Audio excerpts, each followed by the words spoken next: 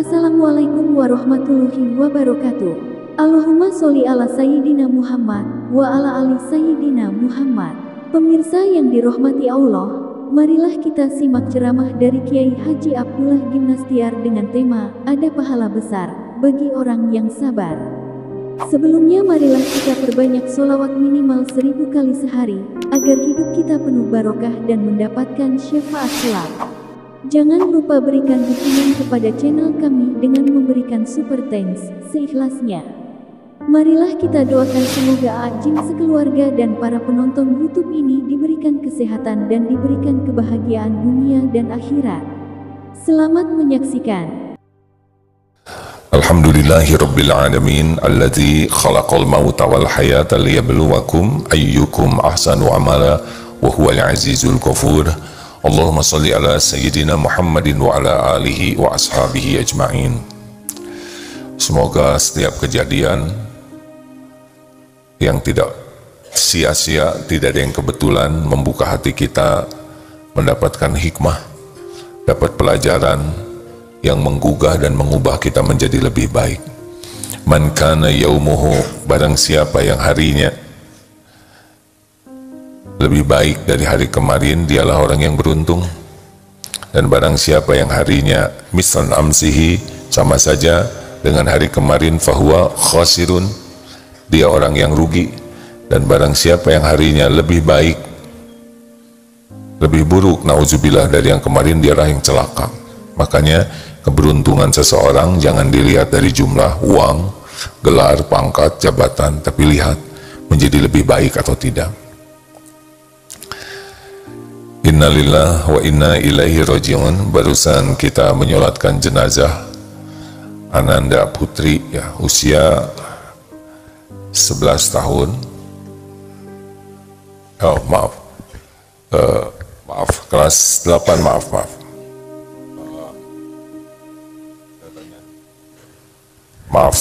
Beliau wafat semalam. Ya begitulah ajal. Barusan sudah telepon dan bicara dengan ibu kandungnya yang masih dalam perjalanan dari Pekanbaru ke sini. Semoga bisa berkumpul di surga nanti. Jadi seorang menyekolahkan anaknya sekuat tenaga, menyekolahkan itu bukan semata untuk pintar akademik, mendapatkan gelar, bukan semata itu, ya, karena ada satu yang membatasi, yaitu ajal. Jadi kalau kita menyekolahkan anak, tidak apa-apa, ingin jadi dokter, jadi insinyur, jadi apapun silakan. Cuma ada satu yang harus kita pikirkan. Kita harus mempersiapkan anak kita kalau meninggal kapanpun juga. Ya, nyata bahwa umur ini tidak selalu panjang, tidak semuanya dapat jatah panjang. Jadi kalau mau menyekolahkan anak, selain kita pikirkan pendidikan terbaik untuk dunianya, kita harus mempersiapkan anak-anak itu kapanpun mereka meninggal harus selamat. Jangan sampai sibuk dengan ingin ini, ingin itu, pada waktu meninggal anak tidak kenal kepada Allah, tidak tahu dengan baik Islam agamanya, tidak tahu sholat, tidak tahu apa yang Allah perintahkan dan yang Allah larang. Nah, alhamdulillah Ananda disekolahkan di pesantren, semoga jadi kebaikan yang banyak bagi orang tuanya, dikenalkan kepada Allah, insya Allah di lingkungannya lingkungan yang mengajak untuk ibadah dan berbuat baik. A'udzubillahi minasyaitonirrajim. Wa likulli ummatin ajal fa idza jaa ajaluhum la yastakhiruna sa'atan wa la yastaqdimun. Setiap manusia sudah ditentukan ajalnya. 120 hari di rahim ibu kita sudah ditetapkan ajal kita. Dan jika datang saat yang ditetapkan, la yastakhiruna sa'atan wa la yastaqdimun, tidak bisa diakhirkan ataupun dimajukan walau sekejap.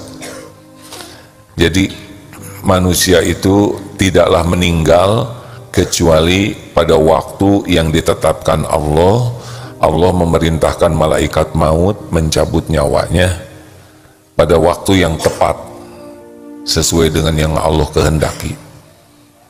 Tidak bisa seseorang meninggal tanpa izin Allah, tidak bisa, karena kita semua adalah milik Allah, ciptaan Allah, dihidupkan oleh Allah dan diwafatkan juga oleh Allah. Ada 3 rahasia ajal itu. Yang pertama adalah Allah merahasiakan waktu. Kita tidak tahu kapan hidup kita akan berakhir, sengaja oleh Allah dirahasiakan. Yang kedua, tempat. Kita lahir, saya lahir di Bandung, tidak tahu saya meninggal di mana, tapi saya akan mendatangi tempat saya meninggal. 3, cara. Tidak tahu, ada yang karena sakit, ada yang karena kecelakaan, macam-macam cara. Semua itu adalah urusan Allah, pencipta, pemilik, penentu segalanya. Urusan kita satu, bagaimana kapanpun kita meninggal, kita bisa husnul khotimah, akhir yang baik. Yang namanya sukses hidup di dunia itu adalah husnul khotimah. Bukan punya harta, gelar, pangkat, jabatan, kedudukan, popularitas, penghormatan. Kalau dunia ini dibagikan oleh Allah, sesuka Allah saja. Yang baik, yang tidak baik, dikasih sesuka Allah saja, karena dunia berikut isinya bukan tanda kesuksesan, bukan tanda kemuliaan, bukan tanda kehebatan, hanya diuji saja. Makanya jangan heran penjahat, gangster, mafia, yakuza, gangster Jepang, ya, kartel Medellin, penjahat-penjahat juga dikasih saja oleh Allah dunia ini. Jabatan juga sama, Hitler dikasih jabatan pemimpin negara, padahal segitu zolimnya. Jadi dunia ini bukan tanda kesuksesan. Jangan terkagum-kagum kepada orang yang diberi harta banyak, kedudukan tinggi, popularitas. Jangan kagum kepada yang diberikan penampilan cantik, cakep, gagah dan sebagainya. Itu casing saja. Bukan tanda kemuliaan, bukan tanda kesuksesan, dan bukan juga tanda kebahagiaan. Apakah banyak uang pasti bahagia? Belum tentu. Karena bahagia itu bukan pada dunianya, tapi pada syukurnya. Makanya orang yang tidak tahu syukur, tidak tahu bahagia. Apakah kalau sedikit uangnya, gagal bisnisnya, ketipu dan sebagainya pasti menderita? Tidak juga.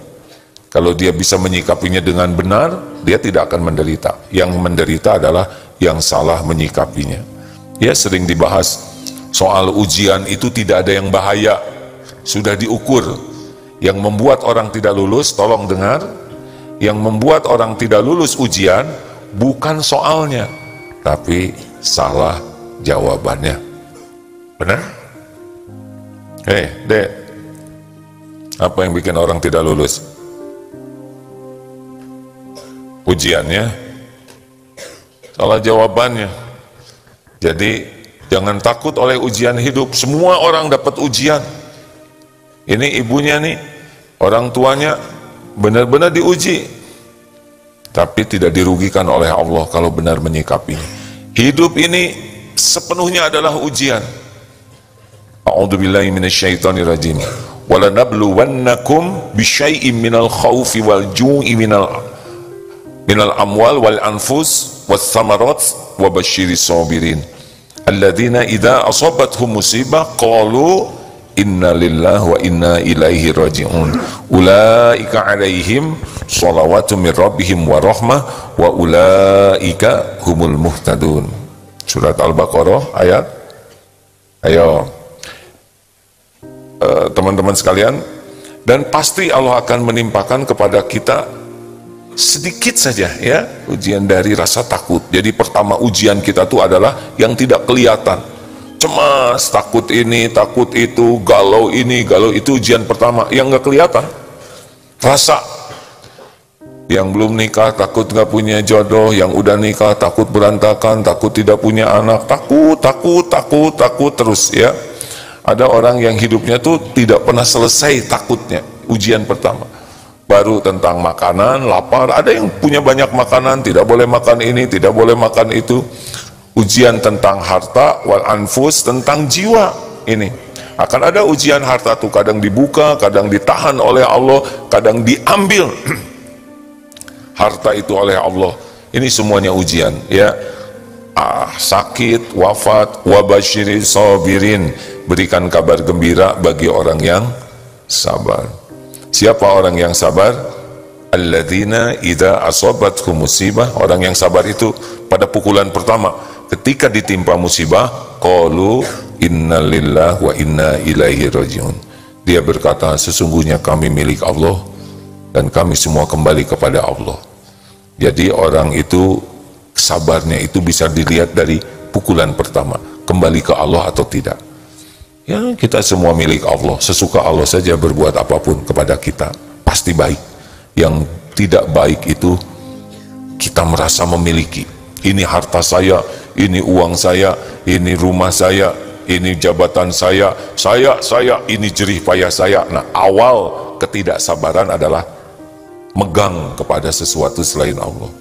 Ya, semua milik Allah. Lihat tukang parkir, banyak mobil, tidak sombong, diambil sampai habis, tidak sakit hati, karena semua cuma titipan. Dilatih, ya, makin merasa memiliki, makin gagal di dalam menghadapi ujian. Makin merasa semua cuma titipan, itu lebih ringan, ya. Termasuk anak seperti yang diujikan seperti ini titipan. Dan kalau kita lulus, ulaika alaihim sholawatu min rabbihim wa rahmah wa ulaika humul muhtadun. Merekalah orang-orang yang mendapatkan keberkahan yang besar, ampunan, kasih sayang Allah, dan petunjuk. Jadi ujiannya sedikit, pahalanya itu luar biasa besarnya kalau sabar. Sabar itu apa? Menahan diri, mengendalikan diri, sehingga ucapan, sikap, tindakan kita sesuai dengan yang Allah sukai. Orang yang tidak sabar itu yang bagaimana? Semua kerusakan akhlak akibat tidak sabar, tidak pandai menahan diri, tidak pandai mengendalikan diri. Mudah-mudahan kita termasuk ahli sabar menghadapi ujian.